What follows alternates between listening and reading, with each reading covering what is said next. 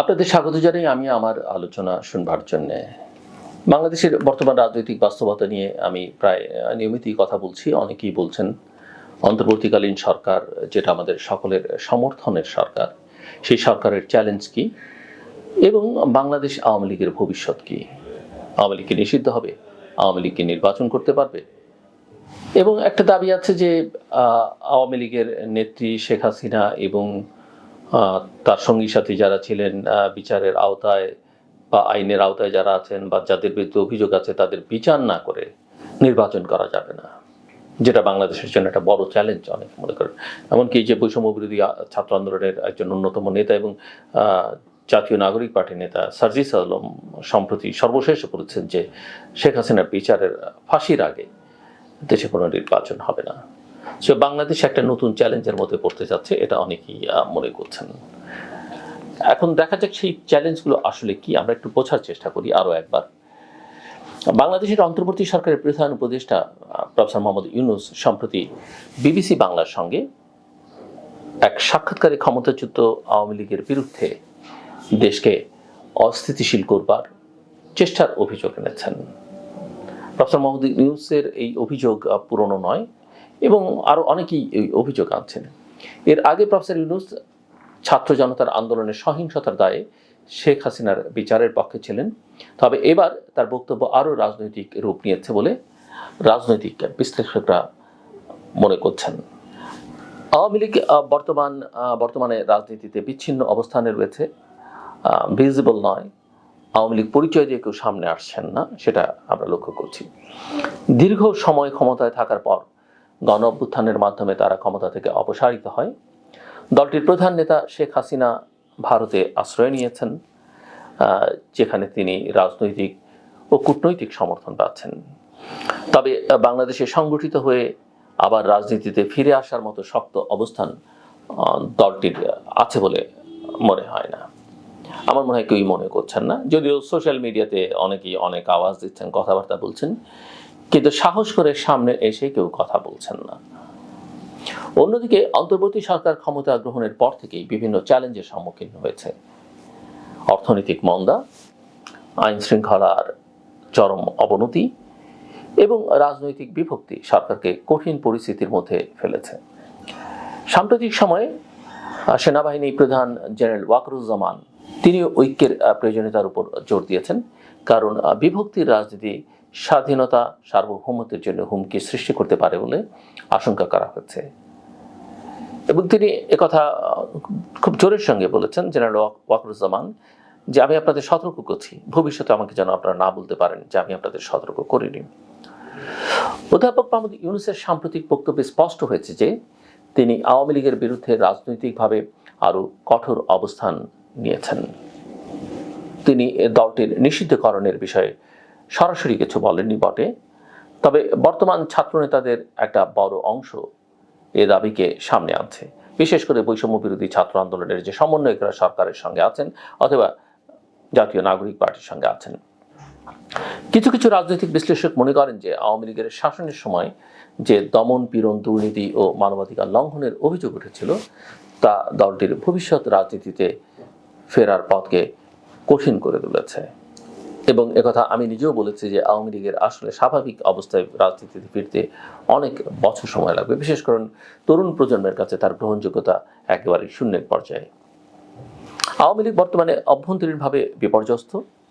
দলটির বেশিরভাগ শীর্ষ নেতা বিদেশে অবস্থান করছেন, আর দেশের ভেতরে যারা আছেন তারা সংগঠিত হতে পারছেন না, অথবা আমি বলবো চাইছেনও না, অথবা ঝুঁকি নিচ্ছেন না। তবে তারা অপেক্ষা করছে রাজনৈতিক পরিস্থিতি তাদের পক্ষে বদলাবার জন্যে।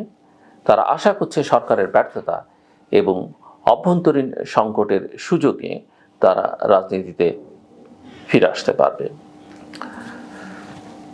সরকারি উন্নয়ন সহায়তার সংকোচন নিয়েও আলোচনা চলছে।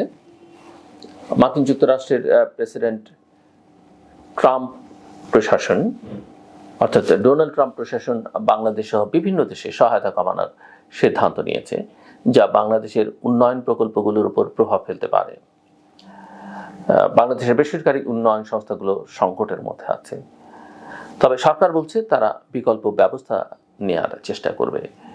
কিন্তু কি সেই বিকল্প ব্যবস্থা, সে কথা কিন্তু তারা মুখ ফুটে বলছেন না। বাংলাদেশের ভবিষ্যৎ নির্বাচন নিয়ে এখনো অনিশ্চয়তা রয়েছে। সরকার এক এক সময় এক এক কথা বলছে। অন্তর্বর্তী সরকার বলছে যে প্রয়োজনীয় সংস্কার দ্রুত শেষ করে বা দ্রুত শেষ হলে 2025 সালের ডিসেম্বরেই নির্বাচন হতে পারে, নতুবা 2026 সালের মার্চ পর্যন্ত গড়াতে পারে। আওয়ামী লীগ এই নির্বাচনে অংশ নেবে কিনা সেটি এখনো স্পষ্ট নয়। তবে এটা বোঝা যায় যে নির্বাচন ছাড়া অন্য কোনো পথে আওয়ামী লীগের রাজনীতিতে ফেরার সম্ভাবনা একেবারেই নেই।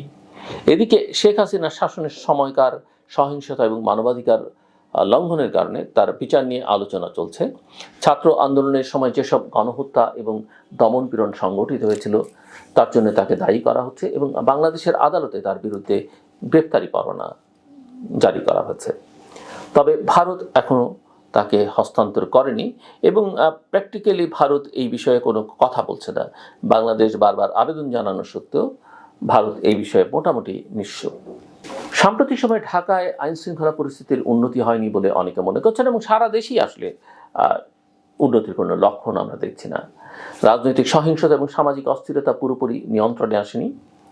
বিশ্লেষকরা বলছেন, রাজনৈতিক এবং সমাজ বিশ্লেষকরা যেটা বলছেন যে সরকারের জন্য সবচেয়ে বড় চ্যালেঞ্জ হলো শান্তি ও শৃঙ্খলা বজায় রাখা এবং অর্থনীতিকে পুনরুদ্ধার করা।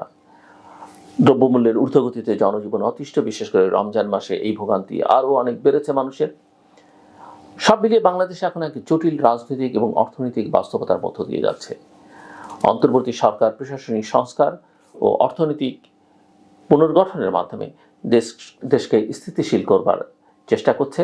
তবে রাজনৈতিক বিভক্তি এবং ক্ষমতাচ্যুত আওয়ামী লীগের ভবিষ্যৎ পরিকল্পনা দেশের রাজনৈতিক পরিস্থিতিকে আরও অনিশ্চিত করে তুলেছে। আমি বলবো বেশ অনিশ্চিত করে তুলেছে। তবে এই অনিশ্চয়তার পেছনে সরকারের বেশ খানিকটা দায় আছে। বিশেষ করে নির্বাচনকে কেন্দ্র করে তাদের যে গড়িমসি এবং স্পষ্ট কোনো কথাবার্তা তারা বলছেন না, সেটা তাদের এই সংকটকে আরও গভীর করে তুলছে। সো আমি যেটা মনে করি যে সরকার নিঃসন্দেহে সংস্কারের জন্য কিছু কমিশন করেছেন এবং এই কমিশনগুলো যথেষ্ট পরিশ্রম করে মানুষের সঙ্গে কথা বলে কিছু রিপোর্ট তৈরি করেছেন, সেগুলো নিয়ে বিতর্ক আছে। তারপরেও সরকার একটা জাতীয় ঐকমত্য কমিশন করেছেন একটা ঐকমত্য পৌঁছবার জন্যে। সংস্কার আমাদের দরকার এবং এই সংস্কারগুলো করতে হবে এবং এই সংস্কারগুলো শুধুমাত্র এই সরকার করতে পারবে না এবং এটা সব সময়ের নিয়মিত কাজে রাজনৈতিক দলগুলো এটা করবে, এটা আমাদের প্রত্যাশা। বিচারপতি শাহাবুদ্দিন আহমেদের সময়ে তিনি যখন সরকার প্রধান ছিলেন, তিনি দায়িত্ব নিয়েছিলেন, একটা টাস্কফোর্স করেছিলেন প্রফেসর রেহমান সোহেলের নেতৃত্বে। তারা সম্ভবত 28টি বিষয় নিয়ে কাজ করে সুপারিশমালা দিয়েছেন, সেগুলোতে আমাদের রাজনীতিকরা হাত দেননি। কিন্তু পরিস্থিতি এবং শেখ হাসিনার বিদায়ের যে শিক্ষা, বিদায়কালের যে শিক্ষা, সেখান থেকে আমাদের রাজনীতিতে আসলে শিক্ষা নেওয়া উচিত। কাজে যে সংস্কার প্রস্তাবগুলো কমিশনগুলো দিয়েছে সব তারা ঐকমত্য পোষণ করবেন আমরা মনে করি না, কিন্তু যেগুলো সবার মধ্যে ঐকমত্য আছে সেই কাজগুলো তাদের করা উচিত। আর এই সরকারের নজর দেওয়া উচিত যত দ্রুত সম্ভব একটা নির্বাচনের জন্য যেটুকু সংস্কার করা দরকার সেটুকু সংস্কার করে একটা জাতীয় ঐকমত্য প্রতিষ্ঠা কাজ যদি তারা করতে পারেন সেটাই আমি মনে করি যথেষ্ট। এর বাইরে অনেক কিছু করতে যে সব কিছু পেঁচিয়ে তালগোল পাকিয়ে ফেলা তাদের জন্য ভালো হবে না, দেশের জন্য ভালো না, রাজনীতির জন্য অর্থনীতির জন্য ভালো না। আমার সঙ্গে থাকবার জন্য আপনাদের অসংখ্য ধন্যবাদ। আমার কথা